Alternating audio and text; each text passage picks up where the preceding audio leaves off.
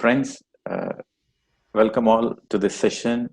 Namaste. So let us go into the topic. And so let me share my screen. So, karma and reincarnation, these both are linked together. So, if you want to understand karma, you can understand karma when you understand reincarnation as well. So, these two laws, there are six spiritual laws: the law of consciousness, law of reincarnation, law of karma, law of constant progression, and what's the first one? Law of karma. First is law of consciousness, law of karma, law of reincarnation, and the fourth is speeding up the progress, law of hastening the progress, and then there is a law of uncertainty, and there is law of infinity. So there's six spiritual laws, and among these six spiritual laws, the law of karma and the law of reincarnation, these two laws are fundamental laws one has to understand once for all. And the more you understand these two laws, the more you are helping yourself in your spiritual journey. So the agenda, what is the agenda? What is that we are going to discuss? So we'll discuss about the law of karma, the dynamics of karma, and the karma categories. What are the categories of karma and the intensities of karma? And again, we'll discuss about reincarnation, pre-birth planning, karmic agreements, karmic debts. So we have karmic agreements, we have karmic debts. So we're going to understand all those things. And finally, we are going to integrate. After understanding all these things, what are we going to do with our understanding?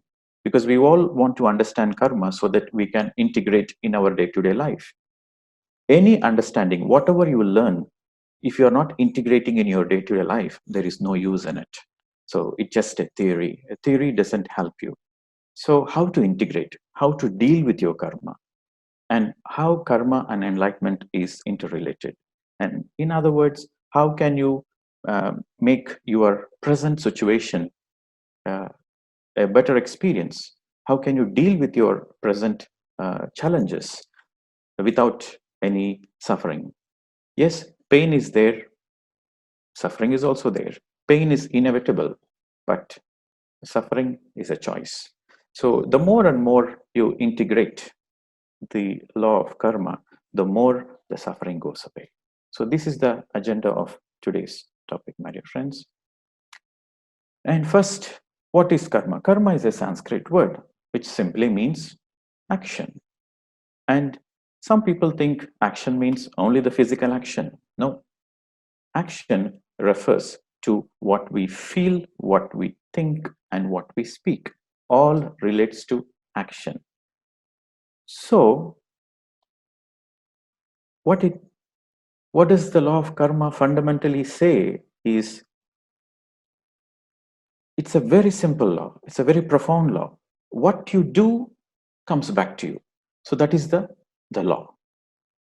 For every cause, there is an effect. For every effect, there is a cause. So what you do has its repercussions. And again, what you face back has its own cause, going back again. So that's why you say karma is like a loop, right? And it's very simple. Whatever you give, it comes back. It can be your thoughts, it can be your feelings, it can be your words, or it can be your actions. Whatever it is, it comes back to you. You think positive, positive will happen in your life. You feel negative, negative will happen in your life. You do positive, positive will happen. So in other words, whatever you do, it comes back. So you have to be aware of your thoughts, you have to be aware of your feelings, you have to be aware of your words which comes out of your mouth, and you have to be aware of your actions, and all are interrelated. That is the law.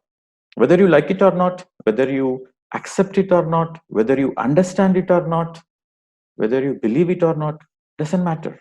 The law takes its own course. So that's why it's a law. Like we have many physical laws on the planet Earth. For example, law of gravity. Law of gravity exists. Whether you believe it or not, whether you understand it or not, it doesn't matter. It exists. But the more you understand it, the more you get the benefit out of it.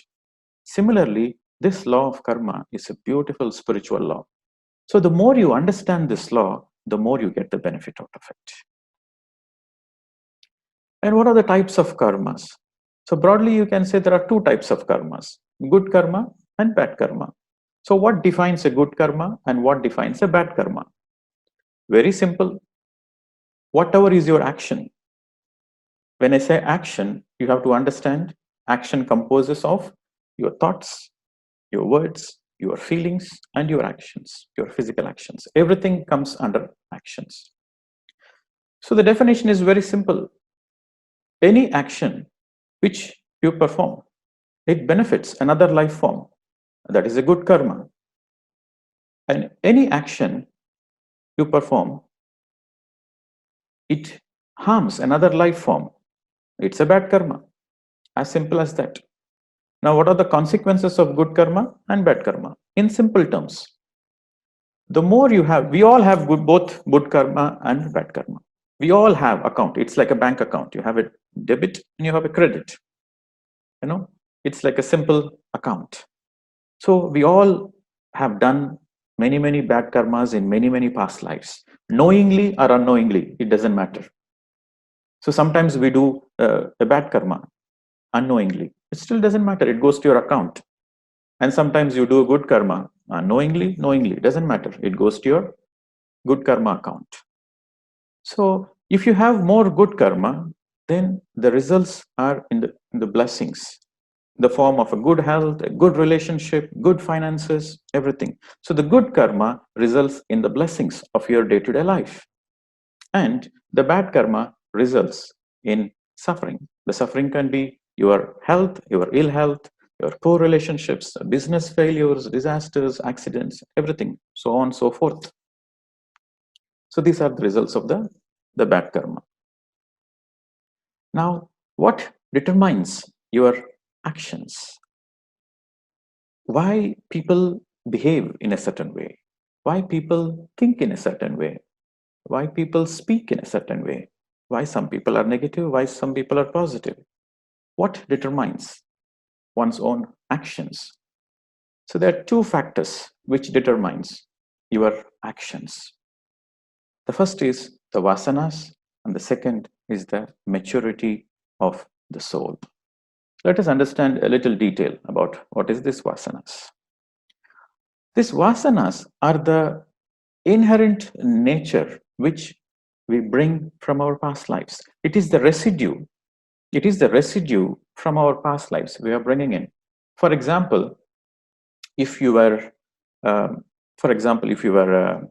a king in your past life, so in the present life, even though you are not a king, neither you have a kingdom, but you still feel that your feeling will be like more like you are superior, you are authoritative. Your feelings will be more like a king, even though you are not a king in this lifetime. It is because of vasanas. These vasanas are the personality, the residues of your personalities from your past life, your personality traits from your past lives. Okay. Similarly, for example, if you were a slave in one of your past lives, so in this life, even though you are not a slave, you are an independent being, but still you will have the traits of being a slave. You will not be confident in life. You always feel that somebody is overpowering you. You always feel you are helpless. So these are the traits you are getting from your past lives, because in one of the lives you taken that personality, and the vasanas, the residues, come from that. So that's the reason some of we all behave in a certain way, we all speak in a certain way. So this is called vasanas. And the other aspect of vasanas is because this residue produces the thought. This residue inside you produces the thought, and this thought leads to the desires, and that desires leads to your actions. So this is all interrelated in this way.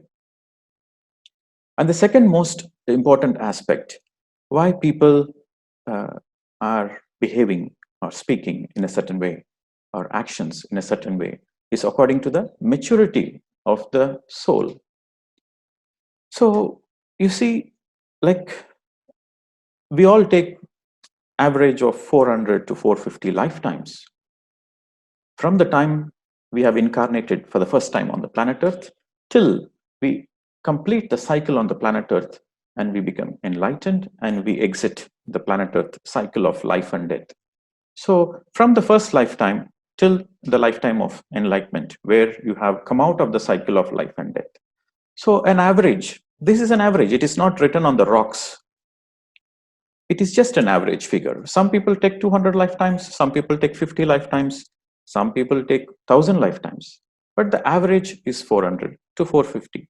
So during these lifetimes, the soul goes through many experiences. The soul takes many challenges, many situations. And the more the experiences the soul goes through, the more the soul learns. So the more the soul is learning, the more the soul is progressing, the more the soul is graduating. So like we have the age for the physical body, we also have the age for the soul.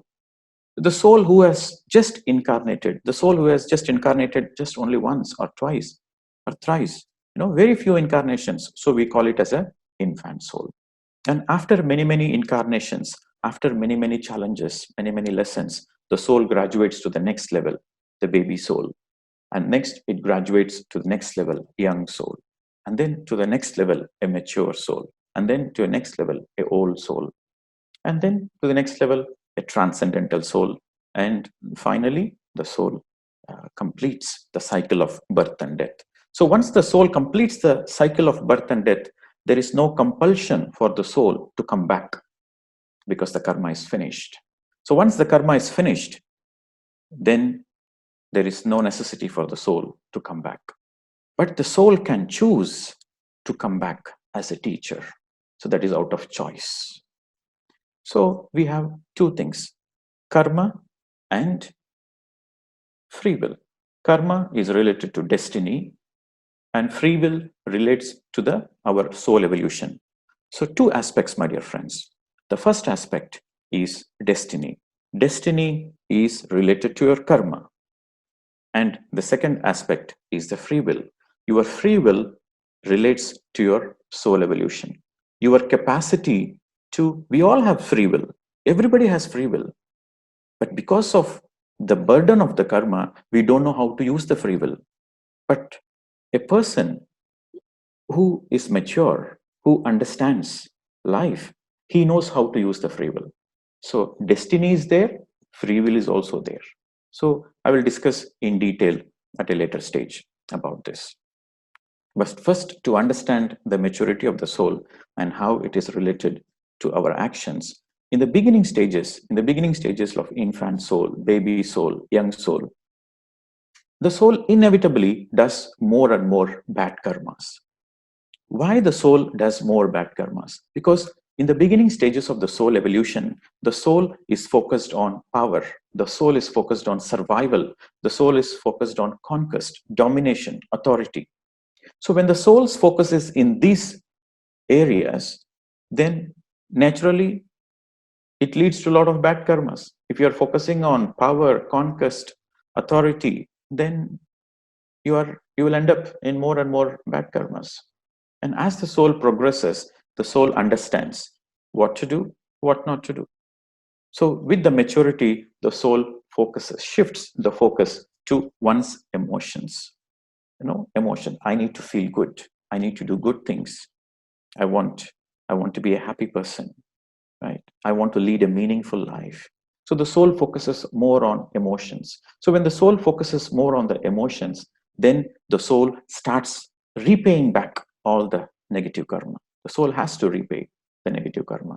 And once the soul starts repaying the negative karma, then there is a balance. And more the balance happens, the more the soul is graduating towards enlightenment. So these are the two factors, my dear friends, the vasanas and the maturity of the soul. This determines the basis of our actions. Now let us also understand what are our daily actions. Every day, in our day-to-day life, there are many actions we do unconsciously. And let us understand what are the day-to-day activities which contribute towards the bad karma. Unconsciously or consciously, it doesn't matter. But karma is a karma. So the first is our food intake. So most people on the planet Earth, they are not aware of this aspect. They consume the food of pain and suffering. So when you're consuming the food of pain and suffering, so what does that mean? That means what you do comes back to you. So if you're butchering an animal, if you're terrorizing an animal, if you are giving suffering and pain to an animal or a bird or a fish, to any living being, you are giving pain and you are taking that food, the food of the blood you are taking in. So the suffering is going to come back to you. This is the law. What you give comes back to you. So our food intake has to be very sattvic, or it has to be based on gratitude and compassion. So the food which is based on gratitude and compassion is a plant-based food. The plants produce the food, but they never consume the food. They produce it for the others. With a lot of compassion, with a lot of gratitude, the plants produce the food for the birds, for the animals, and for the humans to consume. All the plant-based food is the food of gratitude from the trees, from the nature. So when you consume that food, so you are radiating that vibration back.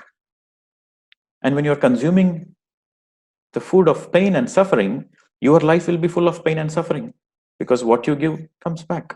Every time you are eating meat, you are contributing. You are directly contributing to the suffering and to the violence and to the killing of the animal kingdom. So because you are giving that, that is going to come back to you in your life. And there is no room for discussion here, my dear friends. It is the topic of karma should not be understood from the mind. The topic of karma should be understood from the heart. If you want to understand this about the food aspect, the only way is experiment. I was a meat eater by birth. I used to eat a lot of meat because I was born in that family. But after I came into meditation, I naturally became vegetarian. I became vegetarian because my consciousness shifted, my awareness increased. The more I did meditation, the more my awareness increased. The more my awareness increased, the more I can take clear choices, what I want, what I don't want. So I became a vegetarian very naturally. And when I became a vegetarian, that's when I understood the beauty of this law. Before, I used to think, eating meat is part of the food cycle. You know, the goat eats the grass and we eat the goat, and then we go back to the soil, and then from the soil, the plants come again. It's like, we thought it's a food cycle. Everything is part of the ecosystem. This is what I studied in the school. This is what they taught me, that everything is part of the food cycle. But my meditation brought me the awareness. And because of my awareness, I became vegetarian. And after I became vegetarian, I understood the beauty of karma. How I understood the beauty of karma? Because before, I was having a lot of fears. I was not confident in my life. And I used to have so many fears. Fear of survival, fear of unknown, fear of the future, fear of uncertainty, and fear of the relationships, and fear of non-acceptance. And there are so many fears inside me. And because of that fears, I couldn't able to express my potential.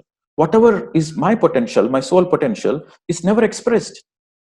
And the life was a struggle. But when I became a vegetarian, I noticed in 6 months' time, all my fears started coming down. Bit by bit, step by step, all my fears started coming down, and I started becoming more confident in life. I started trusting life. You have to understand, my dear friends, the opposite energy of fear is trust. Where there is fear, there is no trust. Where there is trust, there is no fear. So the opposite energy of fear is trust. So ever since I became a vegetarian, I started noticing, I started trusting life. I started trusting in myself. I started trusting God.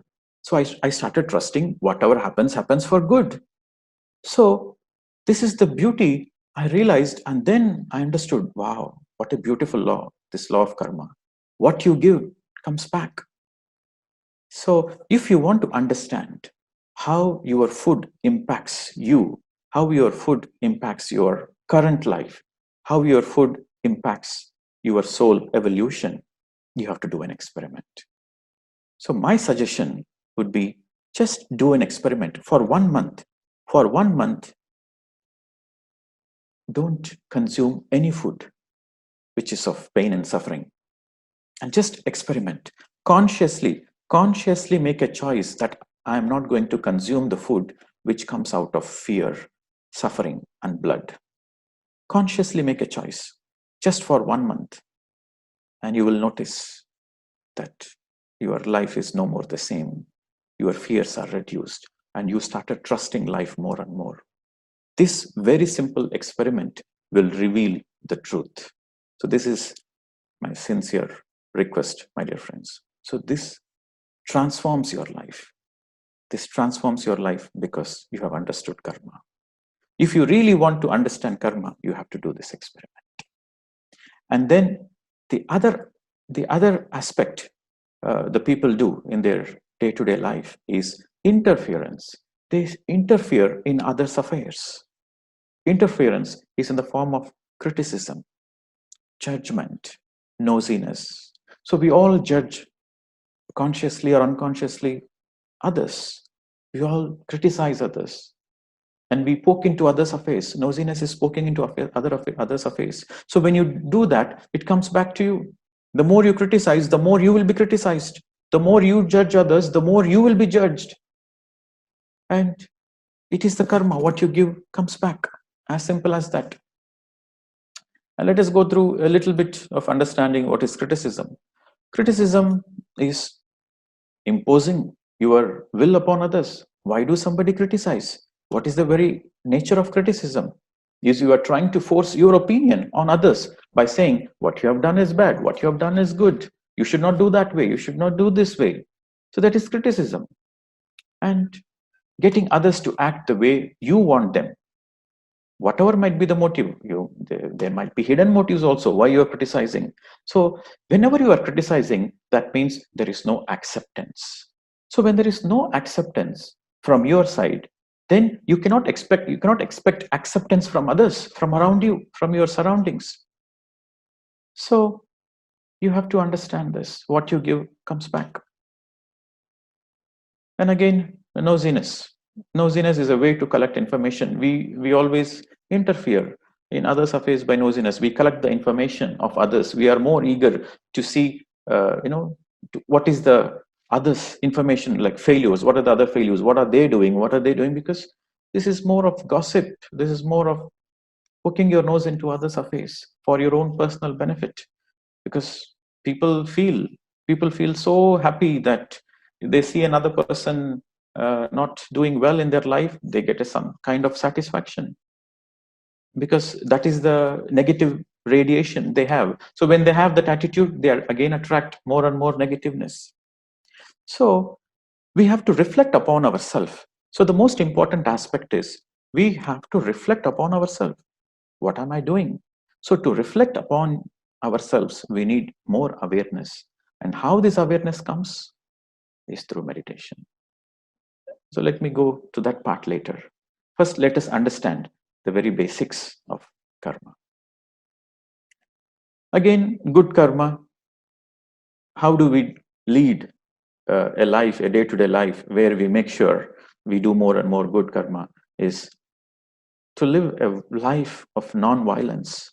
This is the teachings of Jesus Christ. This is the teachings of Buddha. This is the teachings of all the enlightened masters. All the major religions, they spoke about compassion. They spoke about non-violence. Because if you live a harmless life, your life will not be harmed. If you live a life of kindness, your life will be full of kindness. So this is the fundamental aspect of every major religion.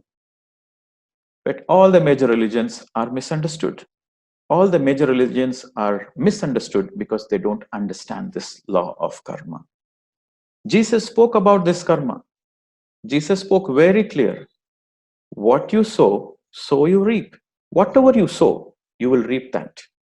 If you sow an apple seed, you will get an apple tree. You will never get any other tree. Whatever you have sown, you will get only that. Sowing an apple tree, sowing an apple seed, you cannot expect a mango tree. It is impossible. This is what Jesus said. As you sow, so you reap. You want good things in life, then you have to do good things. You have to seed all the good things in your life. This is what Jesus spoke, the greatest truth from an enlightened master. As you sow, so you reap, so shall you reap. And no interference, no complaints, no gossip. If you are gossiping and if you are complaining, that means you are not understanding the bigger picture. If you complain against somebody, that means you don't understand the bigger picture. When you don't understand the bigger picture, then there is complaint. So your inability to understand the bigger picture leads to criticism and to gossip and to complain. So when you do that, you are going to get that back. So in essence, non-interference. So how do you get this non-interference? You get this non-interference as you evolve, as your soul evolves, as you understand these spiritual laws, then you understand that I should not interfere. I should not interfere because I don't want any interference from the others. You see, whatever we do is for ourselves, isn't it? Whatever we do is for ourselves. Why should we meditate? It's for our evolution. Anything you do, whether it is it is for earning money, going to a job, or marriage, or children, anything you do is for your own self. Superficially, you might say, I'm doing it for others, but the deep down, it is for yourself. Even when you do service, people say, oh, I'm doing service because I want to help others. I want to make sure the others are getting benefited. Yes, the others get benefited, but why you want to do? You want to do because it gives you joy. Eventually, it gives you joy. Serving others gives you joy. So that's why you are doing it. So everything comes back to us, my dear friends. So even why am I taking this session? What do I get? I get a great joy. When I'm doing this session, I get joy. My soul is in joy. So that's why I'm doing it. So in turn, what it means fundamentally means we have to be responsible for our actions. The taking responsibility, this is the key word, my dear friends. You have to underline this word, responsibility. Karma is equal to responsibility, taking the responsibility. The more you take responsibility for your own life, the more you take responsibility for every situation in your life, then you can understand the karma to the depth of it. If you don't take responsibility, then there is always a blame game. I'm suffering because of him. I'm suffering because of her. I'm suffering because of the situation. I'm suffering because of the environment. I'm suffering because of the financial struggle. I'm suffering because somebody else is misunderstanding me. So when you try to put the blame on others, when you don't take the responsibility for yourself, then suffering is inevitable. But when you take the responsibility, then you come out of the suffering. So how to take a responsibility? You take the responsibility by understanding the truth. What you give comes back to you.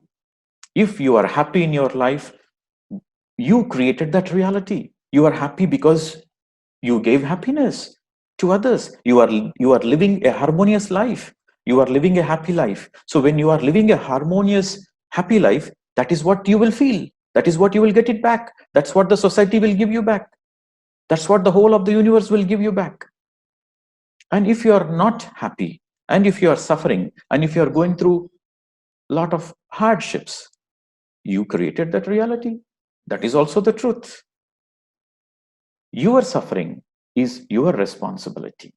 Your happiness is your responsibility. If you understand this fundamental fact, then you are enlightened.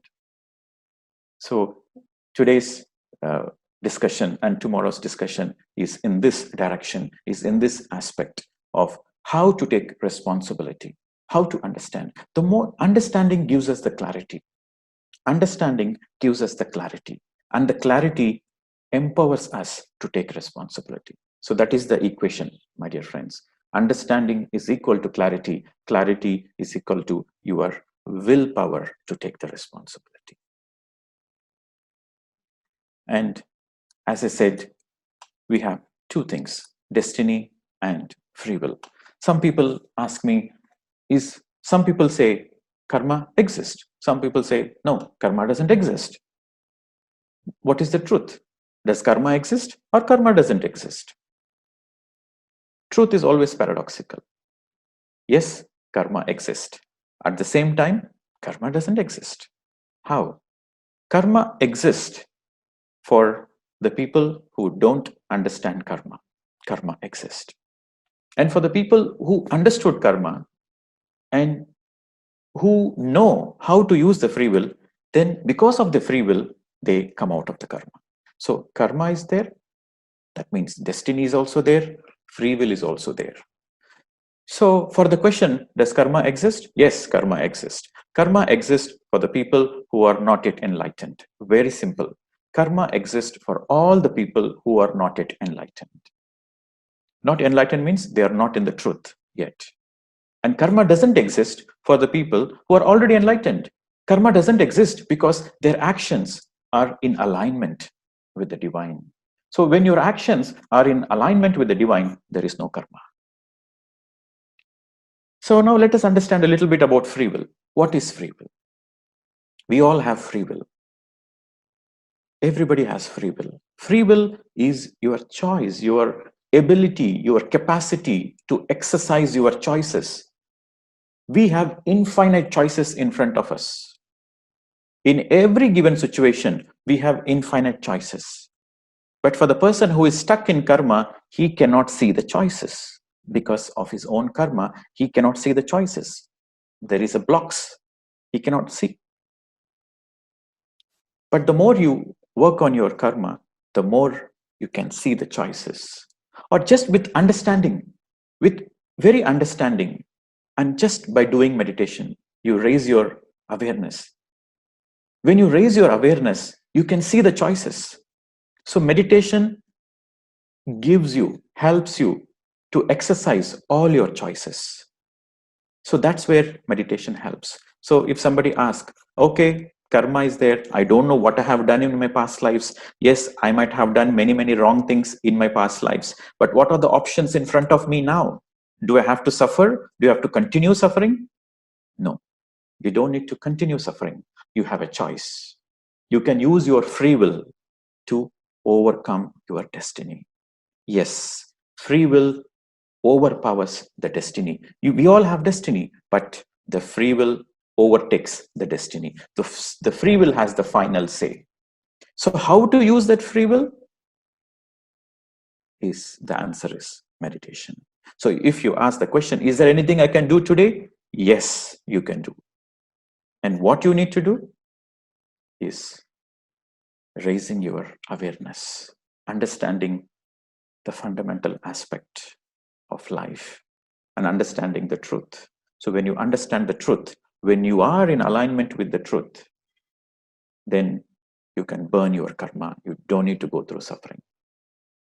And the most important fact, my dear friends, karma is not punishment. So many people, they think karma is punishment, but no, karma is not punishment. Karma is a beautiful tool. It is a beautiful tool which helps us to learn soul evolutions, to learn the soul lessons. So the more you learn the lessons, the more the evolution happens. So the foremost thing we have to understand about the karma is not a punishment. It is a beautiful tool which helps us in our soul evolution. So what you do comes back. You do anything bad, bad comes back. When the bad comes back, you understand how painful it is, how hurting is it. So once you experience the pain, then you don't want to do the pain. You don't want to give the pain to others. So you learn not to give pain. You see, because of that particular action, you have given the pain came back to you because of karma. And because the pain came back to you, you understood that is not what you should give to others, because you already experienced the pain. You know how painful it is. Because you know how painful it is, you don't want to give it to anybody. So that has empowered you into compassion, and that has helped you to evolve. So every challenge we face in our life is because of karma, and every challenge helps us to learn a lot of lessons. So karma is not a punishment. So karma is there to help us to learn the lessons. So this is a very important aspect. So the main difference between, again, when it comes to the free will, the main difference between the humans and animals is animals, they live by instincts. Animals, they live by instincts. When they are hungry, they eat. They don't mind. They kill another animal, they eat, because that is their instincts. And every action, whether it is reproduction, whether it is their sex, or whether it is survival, everything is instincts. They follow their own animal world order. But the humans, no. The humans have the free will. The humans have the ability to discern. The humans have the ability to contemplate what is good and what is bad. And the humans have the free will, and the animals don't have the free will. Because the humans have the free will, the humans have karma, and the animals don't have karma. So that is a major difference.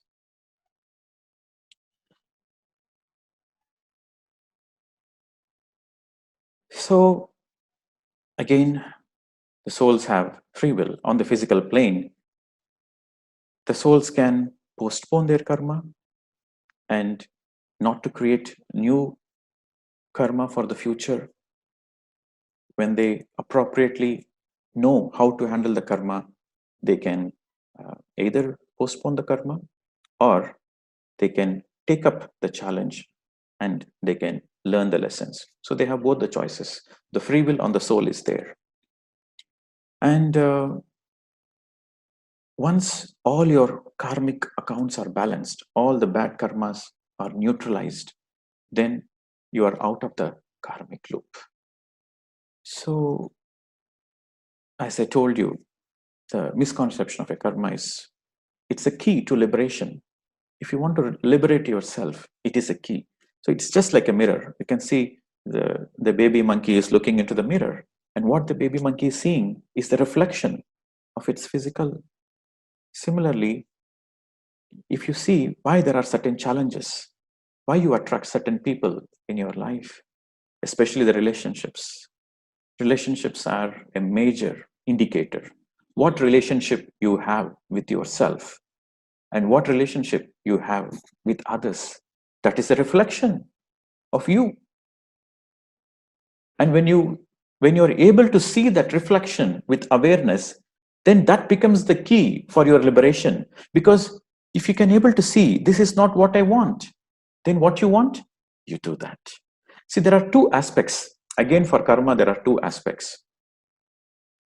What you don't want, don't give it to others. What you don't want, don't give it to others. And what you want, you have to give it to others first. So this is the law, my dear friends. So you don't want suffering, so don't give suffering. So if you don't give suffering, suffering will not come back to you. Yes, but you want happiness, you want peace. So you have to do that first, give that first. If you want good friendship, you have to be a good friend first. Unless you are a good friend first, you cannot have good friendship. We all want loving relationships. So if you want loving relationship, you be a loving partner, you be a loving person first, then you receive back. So the two aspects to understand the karma is, what you don't want, don't give. But what you want, you give it first. Because when you give it first, again, the law of karma takes its course. What you give comes back. So this is the way to understand, friends. So again, there are categories of karma: Sanchita, Prarabdha, Kiyamana, or Agami. So there are three categories of karma. Sanchita means past, Prarabdha means current, and Kiyamana or Agami is future. What is Sanchita?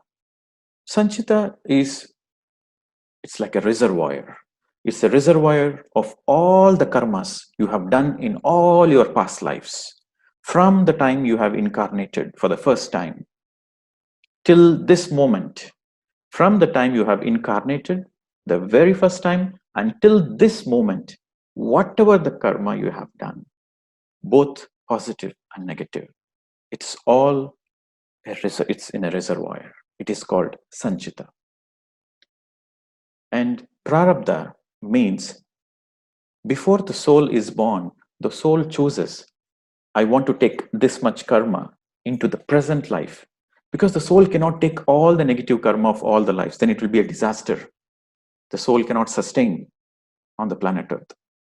So the soul chooses, according to its free will, the soul chooses, this is the particular portion of the karma I want to bring into this present life. These are the lessons I want to learn in this lifetime. And for those lessons, I will bring this much of the karma. From the Sanchita, from the reservoir, from your own reservoir, you bring a portion of it. You decide before you are born, you decide that this is the karma I bring into the present life. And that portion is called prarabdha.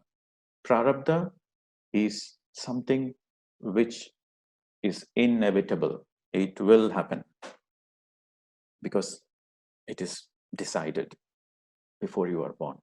That is your current lifetime karma. Nobody can do anything about it. It will happen.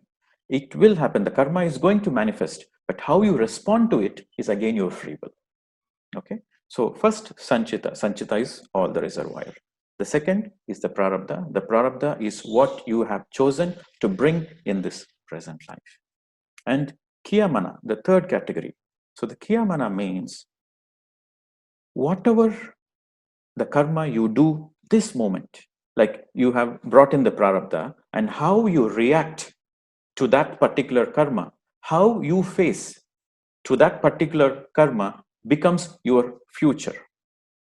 How you handle a particular challenge in this present moment becomes kiyamana. So if you have not handled it well, so it creates more bad karmas for the future. So that is kiyamana. So kiyamana is that something which is going to happen in the future because of your present actions. So that is kiyamana. And there is another category called agami. Agami means you understand the bigger picture of karma and you want to make sure that you want to create a beautiful journey for the future. So because you want to create a beauty for your own future journey, you plan that and you do certain actions. So that actions you do to plan for a better future, that is agami. So in other words, agami is you are planning for your future. So you do it consciously. So that is agami. So these are the categories of karma, my dear friends. And if you want to go through a little bit of examples, then let me blah, blah, blah. Okay, so let me go through the slides once again so that you can understand. So Sanchita, as I explained, is a sum of all karmas from all the lifetimes. And then prarabdha is a portion of Sanchita which you are bringing in. And so whatever you bring in, that manifests as prarabdha, manifests as destiny. Some people call fate and some people call destiny. That is inevitable. It happens to us. And because we brought in that Sanchita, our body mind conditioning also is accordingly to that way. Okay, so why we behave in a certain way, why the actions are in certain way, why our thoughts are in certain way, our desires are in certain way, is because of prarabdha, because you have planned for it in this lifetime. And kiyamana, as I told you, how you are responding to your prarabdha is your kiyamana. And agami is planning for your future. You use your free will, you exercise your free will to plan for your future. So that is agama. An example would be, if you are doing serious meditation today, you will be a better human. So that's agami, your actions. And if you're doing good things today, you know the good is going to come back. Okay, friends. So that was a great experience for me to connect with all of you. So thank you very much.